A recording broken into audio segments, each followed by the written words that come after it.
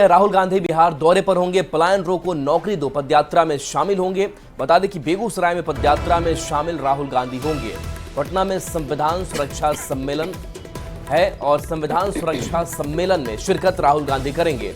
राहुल गांधी का तीसरा ये बिहार दौरा, चुनावी साल में तीसरी बार राहुल गांधी पहुंच रहे हैं। तो देखिए, चुनावी साल में कांग्रेस का जो मूड है वो थोड़ा अलग नजर आ रहा है, क्योंकि जो बाकी उसके सहयोगी दल हैं उनको लेकर भी कई तरीके के बयान सामने आए और ऐसे में माना यह जा रहा है कि इस बार अलग जो रुख है वो लगातार देखने को कांग्रेस के मिल रहे हैं। देखना दिलचस्प होगा कि राहुल गांधी के इस दौरे का असर चुनावी तौर पर कितना पड़ता है। लेकिन तीसरी बार आप समझ सकते हैं कि बिहार दौरा इस चुनावी साल के लिए पलायन रोको इस पदयात्रा में वो शामिल होंगे। पटना में संविधान सुरक्षा सम्मेलन है और इस सम्मेलन में शिरकत करेंगे। उसको संबोधित भी राहुल गांधी करेंगे। कांग्रेस कार्यकर्ताओं में उत्साह है इस दौरे को लेकर के। इसके साथ साथ बिहार कांग्रेस ने बड़ी तैयारी भी कर रखी है। तो आज राहुल गांधी का बिहार दौरा और कांग्रेस की पदयात्रा में हिस्सा लेंगे। देखना दिलचस्प होगा कि खास करके जो सहयोगी दल आरजेडी है उसको लेकर के क्या कोई बड़ा बयान सामने आता है, क्योंकि चाहे वो बिहार कांग्रेस प्रभारी की बात करें, प्रदेश अध्यक्ष की बात करें, अलग अलग जो बयान है इन दिनों वो सियासत में चर्चा का विषय बने हुए हैं।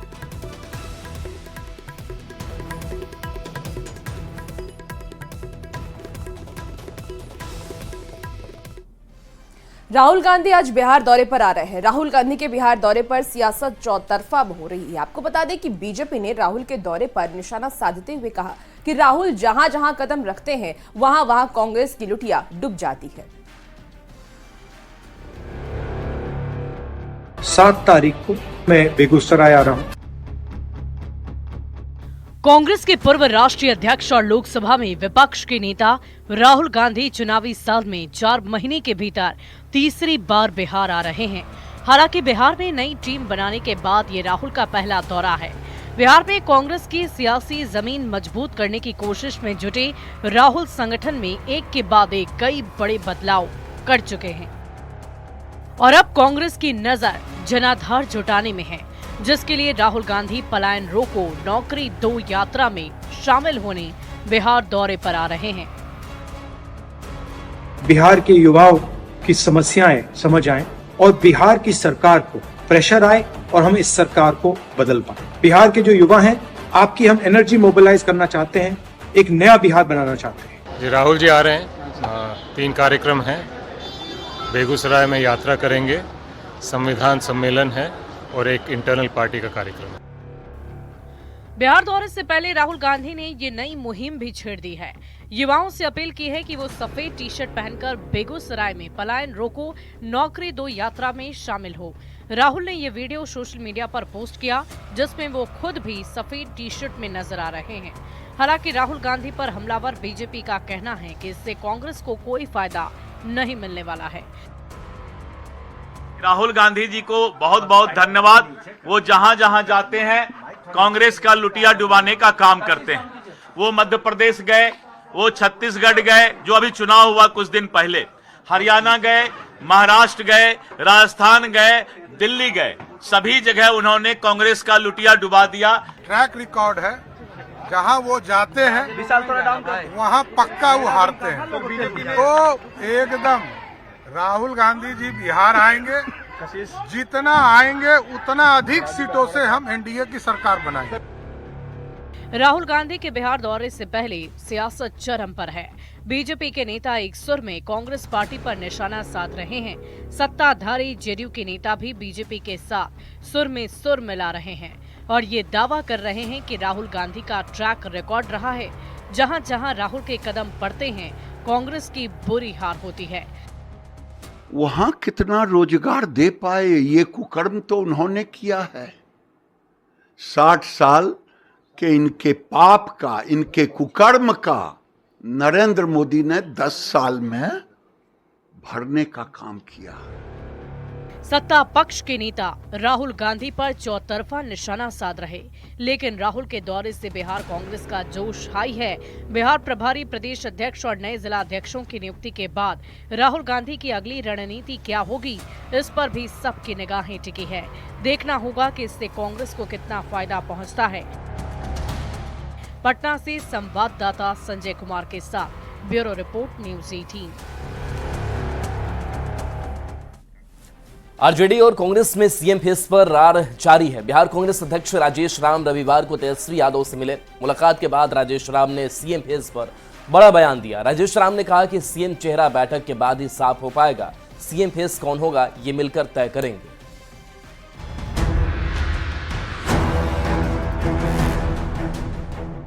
बिहार में इसी साल विधानसभा चुनाव होने वाला है और विपक्ष में इस सवाल पर सियासत गर्मा गई है कि महागठबंधन का नेतृत्व कौन करेगा।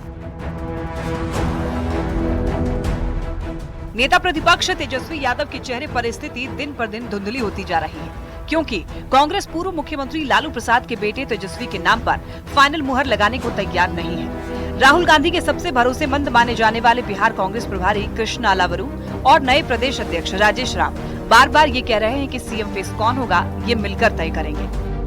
बात का विषय तो यही था कि मुख्यमंत्री का चेहरा महागठबंधन से तेजस्वी प्रसाद यादव का होगा, यही इसी विषय पर अभी हम लोग बैठक करेंगे लगातार और बैठक के बाद सारी तस्वीर आपको क्लियर। तो विधानसभा के अंदर नेता प्रतिपक्ष हैं, गोया के उनके अंदर विपक्ष के तमाम पार्टियों का विश्वास है, ये विश्वास कायम रहेगा। रविवार को बिहार कांग्रेस में नंबर 1 के नेता अपने सिपहसालार और पार्टी के दूसरे बड़े नेताओं के साथ तेजस्वी यादव से मिलने पहुंचे।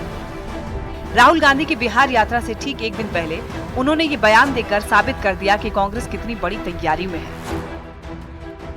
तेजस्वी के नाम पर फाइनल मुहर लगाने की बात उन्होंने कही और यही नहीं बल्कि पूर्व सीएम राबड़ी देवी के आवास के बाहर खड़े होकर कही। हालांकि फिर भी आरजेडी दावा कर रहा है कि हम साथ साथ हैं। महागठबंधन पूरी मजबूती के साथ, पूरे संकल्पों के साथ, पूरे विचारों के साथ एकजुट होकर के चुनाव लड़ेगी और जो लोग इस मामले पर परसेप्शन खड़ा कर रहे हैं उनको कहीं न कहीं मुंह की खानी पड़ेगी। आज स्पष्ट हो गया कि इंडिया गठबंधन में किसी प्रकार का कोई टूट नहीं है। इंडिया गठबंधन इंटैक्ट है। महागठबंधन में मुख्यमंत्री के चेहरे को लेकर जारी जिच पर जेडीयू और बीजेपी चुटकी ले रही है। सत्ताधारी दलों की यह टिप्पणी है कि तेजस्वी यादव के जिस चेहरे को बिहार की जनता पहले ही नकार चुकी है, उस पर कांग्रेस जोखिम नहीं उठाना चाहती। कांग्रेस का नेतृत्व राष्ट्रीय जनता दल के युवराज पर भरोसा नहीं करता। बिहार में घटती हुई लोकप्रियता तेजस्वी यादव की, राष्ट्रीय जनता दल की पूरी तरीके से कांग्रेस पार्टी समझ चुकी है। बिहार कांग्रेस के प्रदेश अध्यक्ष कह रहे हैं कि महागठबंधन के बीच कोई झगड़ा नहीं है। भैया, जब झगड़ा नहीं है तो महागठबंधन में नेता कौन होगा इसका घोषणा काहे नहीं कर रहे हैं। उम्मीद थी कि तेजस्वी से कांग्रेस नेताओं की मुलाकात के बाद सीएम फेस पर स्थिति साफ हो जाएगी, पर राजेश राम के ताजा बयान से असमंजस की स्थिति और भी ज्यादा गहरा गई है। अब देखना होगा कि ये सियासत आगे क्या रंग लेती है। पटना संवाददाता संजय कुमार के साथ ब्यूरो रिपोर्ट न्यूज 18। और इसी बीच आपको बड़ी खबर बता रहे हैं, जहां कांग्रेस सांसद इमरान मसूद का बड़ा बयान सामने आया है। गठबंधन पर कांग्रेस सांसद का बड़ा बयान सामने आया है। आपको बता दें कि गठबंधन की जिम्मेदारी सिर्फ कांग्रेस की नहीं, एक समय कांग्रेस ही देश चलाती थी। हम अपनी जमीन तैयार करने वालों में हैं, रहने दीजिए, गठबंधन फिर कर लेंगे, ऐसा मसूद का कहना है। बड़ी खबर आपको इस वक्त बिहार की सियासी गलियारे से बता रहे हैं, जहां बड़ा बयान अब कांग्रेस सांसदों की तरफ से सामने आ रहा है। कांग्रेस सांसद इमरान मसूद ने बड़ा बयान दिया है। उन्होंने कहा है कि गठबंधन पर कांग्रेस सांसद ने एक बहुत ही बड़ा बयान दिया। सीट तो देनी पड़ेगी इनको। अगर गठबंधन चलाना है तो गठबंधन चलाने की जिम्मेदारी क्या सिर्फ कांग्रेस की है? आपकी जिम्मेदारी नहीं है क्या? कांग्रेस एक बात की गारंटी है देश के अंदर कि कभी भाजपा के सामने कंप्रोमाइज नहीं करेगी। तो आप फिर इतना हमसे गठबंधन के लिए आतुर क्यों हैं? छोड़ दीजिए ना, इतने आतुर क्यों हैं आप? छोड़ दीजिए, हम लड़ लेंगे अपना आप, अपनी ज़मीन अपना आप तैयार कर लेंगे। हम तो अपनी ज़मीन अपना आप तैयार करने वाले लोगों में हैं। वक्फ संशोधन बिल पर बिहार की सियासत सुलगी हुई है। तेजस्वी यादव ने बड़ा ऐलान करते हुए कहा कि वो इसकी लड़ाई सुप्रीम कोर्ट में लड़ेंगे। तेजस्वी ने वक्फ बिल को असंवैधानिक बताते हुए बीजेपी पर देश को बांटने का आरोप लगाया। तेजस्वी ने कहा, अगर उनकी सरकार बनी तो इस बिल को बिहार में किसी कीमत पर लागू नहीं होने देंगे। तेजस्वी के हमले पर बीजेपी ने जोरदार पलटवार किया है।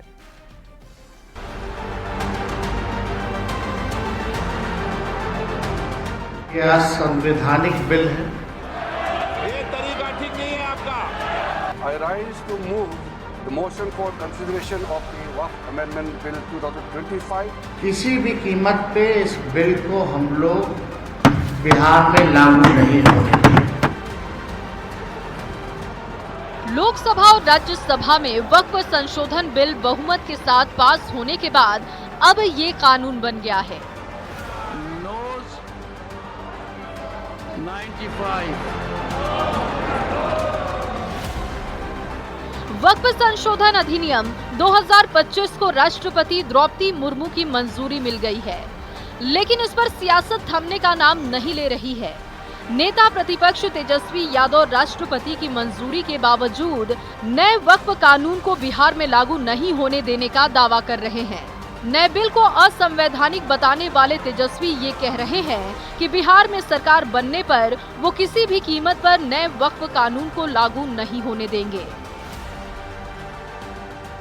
हमारी सरकार आने पर किसी भी कीमत पे इस बिल को हम लोग बिहार में लागू नहीं होंगे। आरजेडी नेता तेजस्वी यादव ये कह रहे हैं कि नए वक्फ कानून को सुप्रीम कोर्ट में चुनौती देंगे। यहाँ तक कि महागठबंधन की सरकार बनेगी तो इस कानून को कूड़ेदान में डाल देंगे। इस पर बीजेपी के तेवर तल्ख हैं। बीजेपी ने तेजस्वी पर पलटवार किया और नए वक्फ कानून को अल्पसंख्यकों और महिलाओं के हित में बताया और कहा कि इससे वक्फ संपत्तियों का दुरुपयोग रुकेगा। उन्हीं के द्वारा चांदी का चम्मच लेकर वो राजनीति करते हैं, इसलिए अपने पिताजी, पूज्य पिताजी से उनको पूछना चाहिए कि आखिर उन्होंने 2010 में जो लोकसभा में भाषण दिया था उसके पीछे उनका क्या कारण था। जो बिल लोकतंत्र ने पास किया और यहाँ पर लालू जी के युवराज कह रहे हैं कि हम उसको कचरे के ढेर में फेंक देंगे। अरे उसको ज्ञान ही नहीं है कि ये लोकसभा से पारित हुआ है, विधानसभा से पारित नहीं हुआ है। नए वक्फ कानून को लेकर एक और बीजेपी और एनडीए के नेता इसके फायदे गिनवाने में लगे हुए हैं, तो वहीं दूसरी ओर विपक्षी दलों की ओर से कड़ी आपत्ति जताई जा रही है। विपक्ष के नेता नए कानून को मुस्लिम विरोधी और असंवैधानिक करार दे रहे हैं। लिहाजा डिप्टी सीएम विजय सिन्हा ने भी तेजस्वी यादव पर पलटवार किया और कहा कि आरजेडी की कथनी और करनी में कोई समानता नहीं है।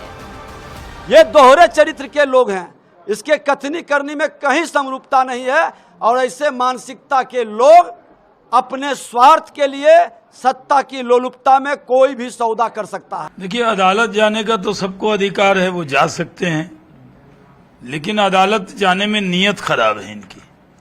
ये पब्लिसिटी पाने के लिए, हमदर्दी के लिए, वोट के लिए जा रहे हैं, पूरी गलतफहमी पैदा कर रहे हैं। भारतीय जनता पार्टी नए वक्फ कानून को ऐतिहासिक सुधार बता रही है।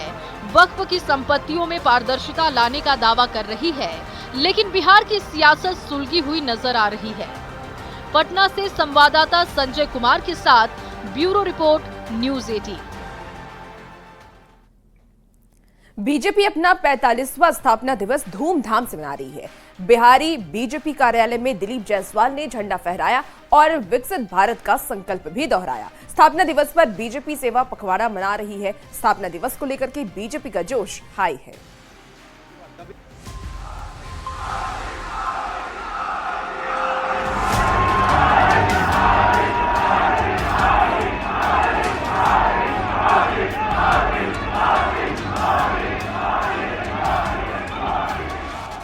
पीएम मोदी के नेतृत्व में बीजेपी ने कामयाबी की नई ऊंचाइयों को छुआ है। लगातार तीसरी बार देश में बीजेपी के नेतृत्व में सरकार बनी है। देश के अधिकतर राज्यों में बीजेपी और एनडीए की सरकार है।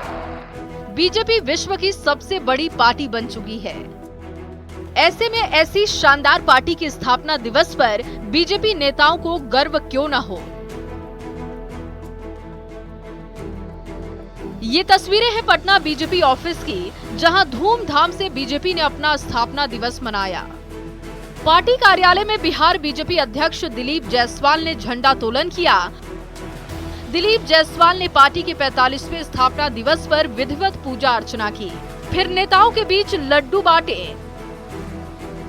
इस मौके पर बिहार के दोनों डिप्टी सीएम सम्राट चौधरी और विजय सिन्हा के अलावा सांसद रविशंकर प्रसाद, राष्ट्रीय प्रवक्ता शहनवाज हुसैन सहित कई बड़े नेता और कार्यकर्ता मौजूद रहे। स्थापना दिवस पर बीजेपी नेताओं ने कहा कि पीएम नरेंद्र मोदी के नेतृत्व में भारत विश्व गुरु बनने की ओर बढ़ रहा है। विकसित भारत हमारा सपना है।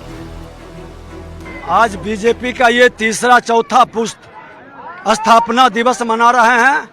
कई लोगों ने अपना बलिदान, अपनी जवानी को दिए हैं और भारतीय जनता पार्टी देश के अंदर जो सुशासन स्थापित करने का संकल्प लिए थे, आज साकार हो रहा है। भारतीय जनता पार्टी इस पूरे देश में लगातार काम कर रही है और भाजपा और एनडीए दोनों मिलकर लगातार इस देश को आगे बढ़ाने का काम 1996 से अटल जी 13 दिनों के लिए पहली बार प्रधानमंत्री बने, तब से एनडीए और बीजेपी दोनों बढ़ रही है। पार्टी के स्थापना दिवस पर हम प्रण लेते हैं कि इस देश की विचारधारा, इस देश की विरासत और इस देश के संस्कृति की को प्राथमिकता देने वाला ये राजनीतिक दल भारतीय जनता पार्टी आने वाले समय में पूरे विश्व में भारत का विश्व गुरु बनाने का काम करेगा और भारत विकसित देश बने। प्रधानमंत्री, लोकप्रिय प्रधानमंत्री श्री नरेंद्र मोदी जी के नेतृत्व में पूरे दुनिया में भारत का झंडा ऊंचा रहे। अपने स्थापना दिवस पर बीजेपी जश्न मना रही है। बीजेपी ने 27 साल के बाद दिल्ली विधानसभा चुनाव में शानदार जीत दर्ज की है। देश में 15 राज्यों में बीजेपी की सरकार है। 1980 में स्थापित ये पार्टी आज देश की सबसे बड़ी राजनीतिक ताकत बन चुकी है। लोकसभा चुनाव 2024 में भले ही बीजेपी की सीटें कम हुई हो, लेकिन उसके बाद भी विधानसभा चुनावों में पार्टी ने एक के बाद एक शानदार जीत दर्ज कर अपनी ताकत का लोहा मनवाया है। बीजेपी के चक्रव्यूह को विरोधी भेद नहीं पा रहे हैं। ऐसे में बीजेपी स्थापना दिवस को सेवा पखवाड़े की तौर पर मना रही है। 7 दिनों तक चलने वाले इस कार्यक्रम में बूथ स्तर के कार्यकर्ता शामिल हो रहे हैं। स्थापना दिवस पर बीजेपी का जोश हाई है। एक और बड़ी लड़ाई और जीत की तैयारी है।